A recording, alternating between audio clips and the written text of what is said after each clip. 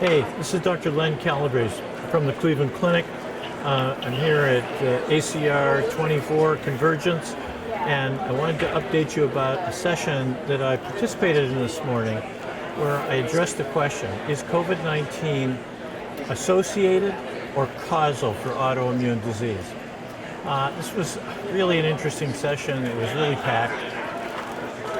Our conclusions from this is that, COVID-19 has been around for 4 years.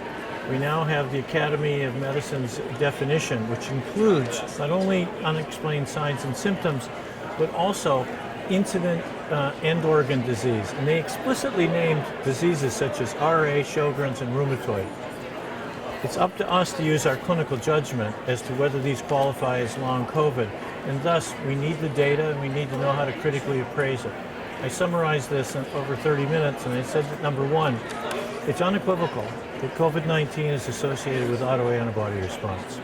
The sicker you are, the more autoantibodies you make. The milder the infection, the less that you make. Number two, these antibodies are functional. They can bind to cytokines, they can bind to cytokine receptors, they can neutralize, stimulate, they're important. Three, when you try to correlate them with symptoms, in other words, those that completely recovered versus those that haven't recovered, it's not so simple.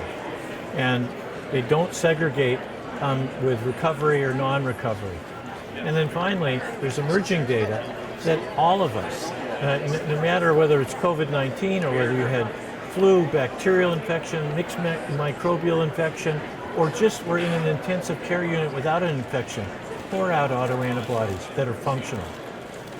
I raised the issue that we should be thinking about why are we making autoantibodies naturally? And many people, a lot smarter than me, have proffered theories that these are part of an immunoregulatory network, and more at a separate time.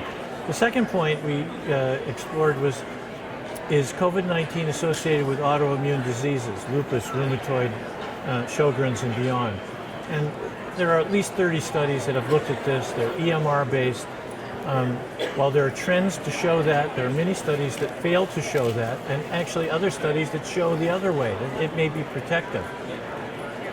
At the minimum, we think that this is a work in progress, and it's premature to just say that incident autoimmune disease after COVID-19 is due to COVID. There's a lot more work to be done. It's a very exciting space.